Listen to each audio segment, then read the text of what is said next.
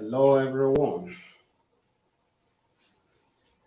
No, I'm in a meeting back in Switzerland. Sorry.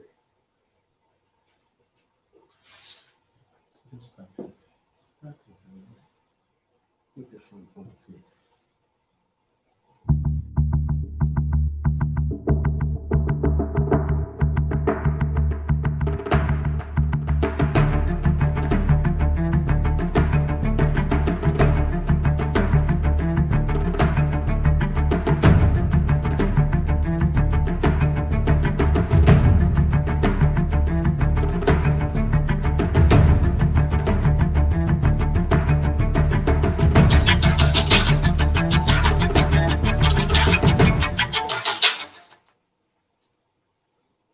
Hello, everyone. I want to welcome all of you once again to Leadership Agenda Summit. This is the second day, and it is my delight to give a very warm welcome to you. Yesterday was phenomenal.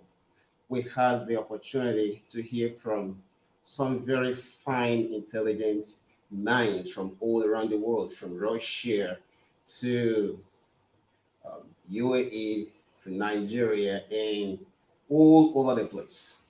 We are on that journey again today, and I just want to welcome you from wherever you're watching, whether you're watching live on Facebook or you are watching through any of our satellites, TV partners, or you are listening on radio.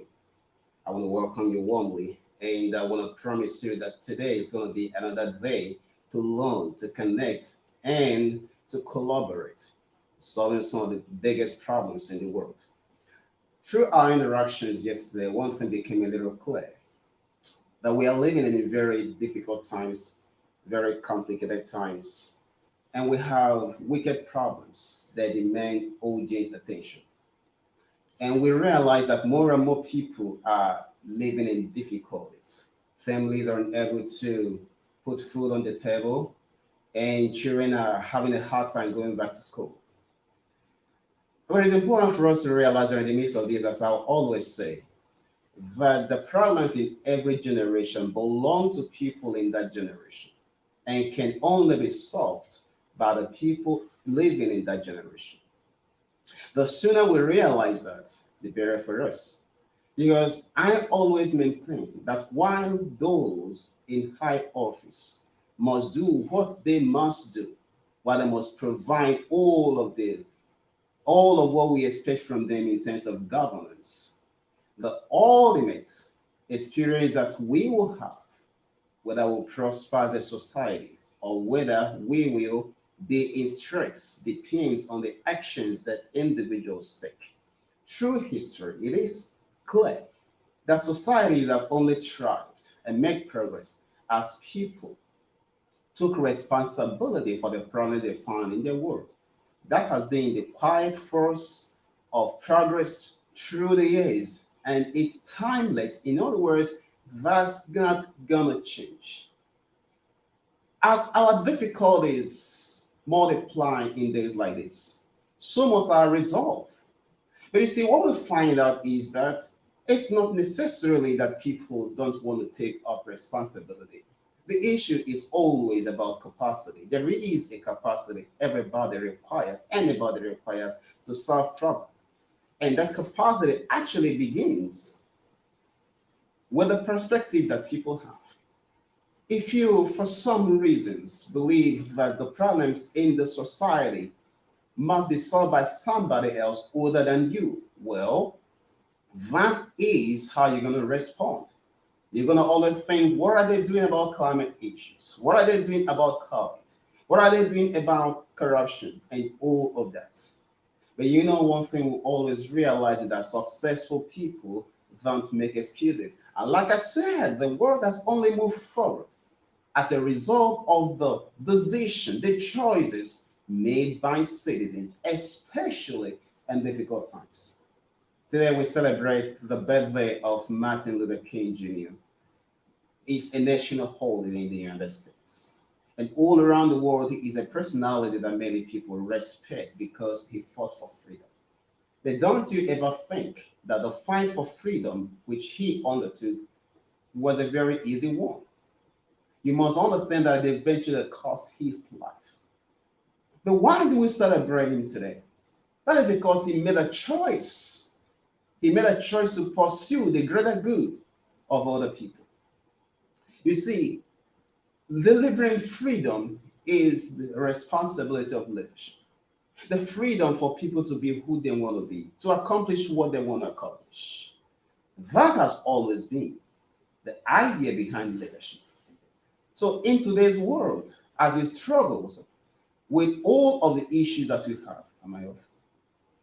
We must realize that it is only effective leadership that can bring about a change, that can bring about a balance. No other way. There is nothing else that can provide it. Sounds calling. So I remember the President Franklin Roosevelt in his popular Four Freedoms speech, which is sent to the Congress.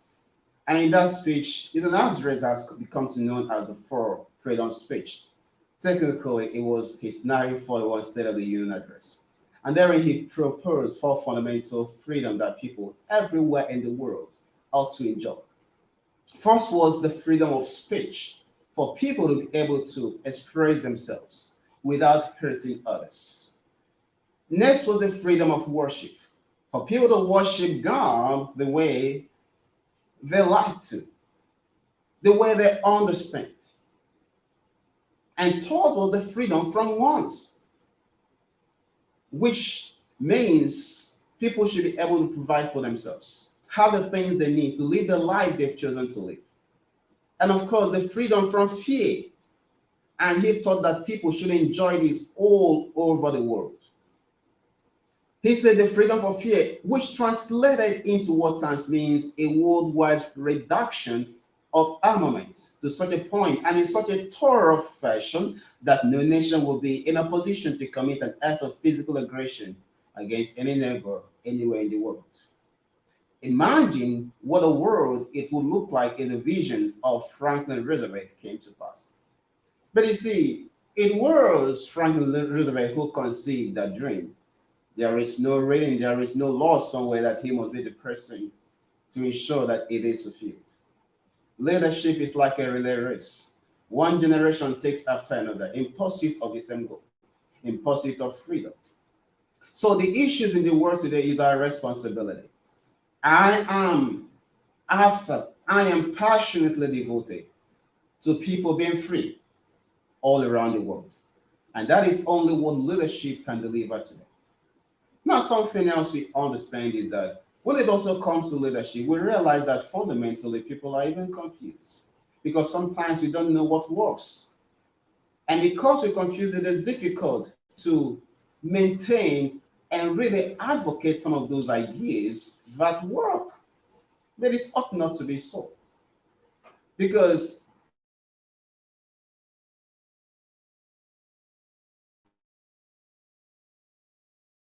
like China and a kind of a different kind of government. And you see progress and you will wonder, should that be the right approach to leadership? And you look at a place like the United States where you have what you might want to call a democracy. And you see all of the issues. And you see all of the freedom. And you might want to think, should that be the right approach to the pursuit of leadership? So we have all of these confusions sometimes. And because we don't have clarity, it becomes difficult to do the right thing. Yesterday in my keynote, I made it clear that leaders are tenants of time and context. The thing about leadership is that leaders are able to see what others can see. Why is that? Is because they are committed. They are passionately committed to bringing about solutions rather than solving problems. We must remember something, that all of the ideas, all of the philosophies which we have embraced today all around the world, whether they be democracy or whatever concepts that we have embraced, that have been promoted in books and literature and all around the world, were the thinkings of people just like us. And these were their contemplations in their time, given the context and the circumstances they found themselves. Today, we must think afresh. We must learn to think afresh. We must learn to challenge assumption. We must learn to think new thoughts in response to our complicated problems. But in doing that, we must be guided by those values that are eternal, those values which all human beings yearn after, those values which are programmed in every human being that's coming to this earth. Values like love, values like sincerity, values like truth. We can't let go of them and expect a better world. It's our responsibility to hold on to those values no matter what happens. These are our guiding principles. They must be our light, the light on our pathway as we review our approach to living, our approach to governance, our approach to leadership. The one thing is clear: love for people, love for the country, love for God. This is the power that rules the world. Whoever you might be, you're a mayor, a congressman, a CEO, a community leader, a student leader, a private citizen. We must understand that it is the love for people, love for the country, and love for God. That is the power that moves the world. Changing the circumstances of our time requires the embracing these ideas that love it is. The moment we embrace that idea, everything begins to change, everything begins to turn around. While I end this introduction and bring in our first keynote speaker, who is Professor Ndebisi Ekekwe, to share with us, I want to remind you that successful people don't complain, they don't make excuses, they don't blame. This is our time. This is our moment. There is a place you come in, there's a place I come in, and there's a place all of us must come in. Because just like human beings do not need permission to be humans, you see, the moment anyone is born a human, he doesn't require permission to be human.